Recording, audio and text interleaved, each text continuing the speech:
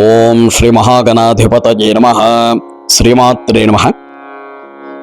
ఏదైనా ముఖ్యమైన పని మీద బయటికి వెళ్ళేటప్పుడు శుభ అశుభాలు ఎదురైతే అది మానవునిపై ఎంత ప్రభావితం చేస్తాయి? అసలు ఈ శుభ అశుభాలు శకునాలన్నీ కూడా నిజమేనా? శాస్త్రంలో ఏమని చెప్తున్నారు? ఈ విషయాలన్నీ కూడా ఈనాటి అంశంలో క్లుప్తంగా మీ అందరికీ తెలియజేస్తాను.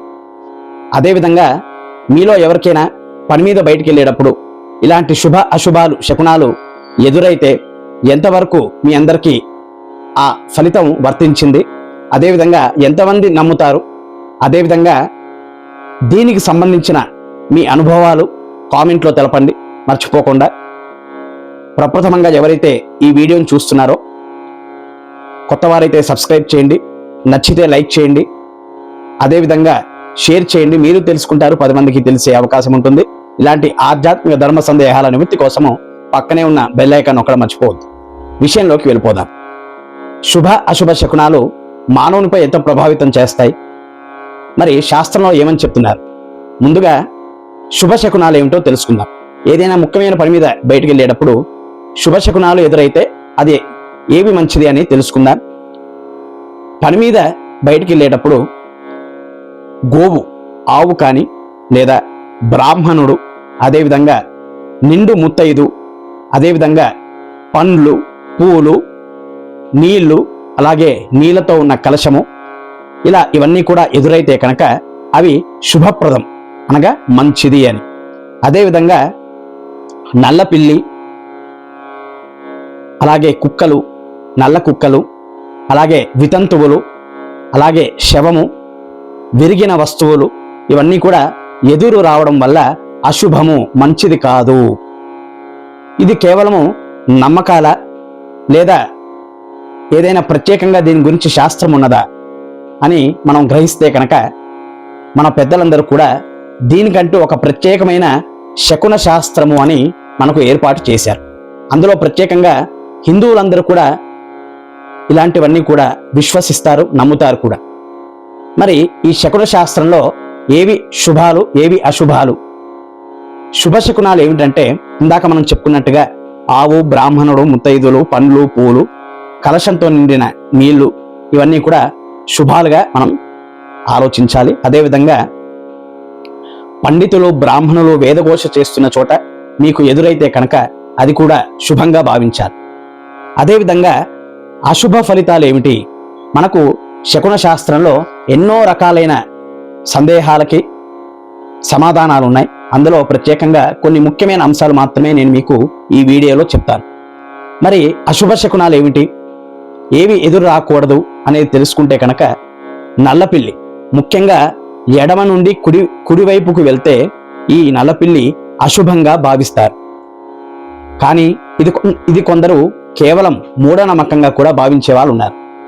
మరొకటి ఏమిటంటే శవము, అలాగే ఏడుపులు, ఎవరైతే ఏడుస్తున్నారో శవం ముందు, ఇలాంటివన్నీ కూడా మనం ఏదైనా పని మీద బయటికి వెళ్ళేటప్పుడు ఎదురైతే కనుక ఇవి కూడా ప్రతికూలమైన శక్తిని సూచిస్తాయి, అనగా ఇది కూడా అశుభంగానే భావించాలి.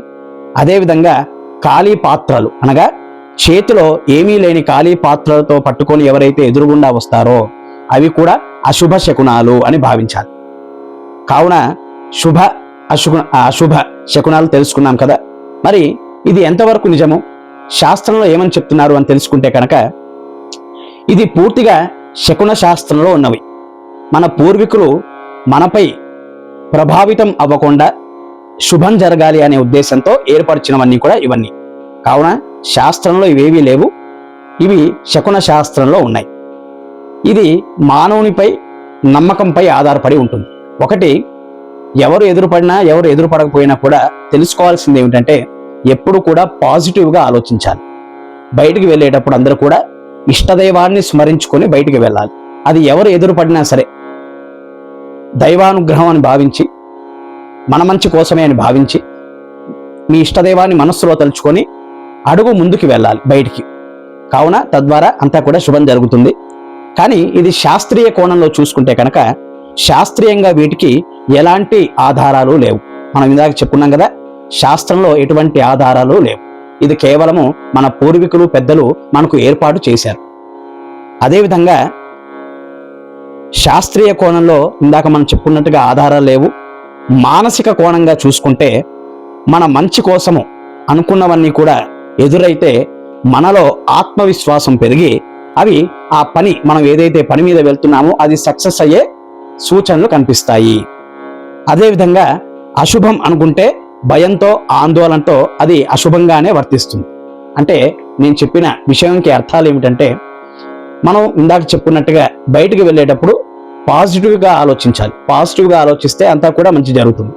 మరి వెళ్ళేటప్పుడే భయంగా వెళ్ళి ఏదో అయిపోతుంది, ఏదో జరిగిపోతుంది అని భావిస్తే అది మీకు అశుభంగానే ఫలితాన్ని దక్కిస్తుంది. కావున ఈ విషయాలన్నీ కూడా గ్రహించండి. అదేవిధంగా ఇది ఎంతవరకు పనిచేస్తుంది, ఈ శుభ అశుభాలు ఎంతవరకు పనిచేస్తాయంటే, శుభ అశుభ శకునాలు నిజంగానే మన జీవితాన్ని ప్రభావితం కొంతవరకు చేస్తాయి. కొందరికి నమ్ముతారు కూడా. అదేవిధంగా శాస్త్రంలో ఏ ఆధారాలు లేవు. కావున మన పెద్దలు మన పూర్వీకులు ఇదంతా కూడా మనకు శకున శాస్త్రాన్ని ఏర్పాటు చేసి మన అందరి క్షేమం కోసం ఇవన్నీ కూడా మనకు అందించారు. కావున శుభ అశుగుణాలు ఏవి ఎదురైనా కూడా మన మంచికే అనుకొని భావించండి. మరి ఈ విషయాన్ని అందరూ కూడా గ్రహించి తెలుసుకున్నారని భావిస్తున్నాను. మరొక వీడియోలో ఒక చక్కని అంశంతో మీ ముందుకు వస్తాను. అందరూ ప్రప్రథమంగా ఎవరైతే ఈ వీడియోని చూస్తున్నారో కొత్త వారైతే నా ఛానల్ని సబ్స్క్రైబ్ చేయండి. నచ్చితే కనుక లైక్ చేయండి. మీ ఆదరణ ఎప్పుడు ఉండాలి. అలాగే ఇలాంటి ఆధ్యాత్మిక ధర్మ సందేహాల నివృత్తి కోసము షేర్ చేయండి. బెల్ ఐకాన్ నొక్కడం మర్చిపోవద్దు. శుభం భూయాత్. శ్రీమాత్రే నమః.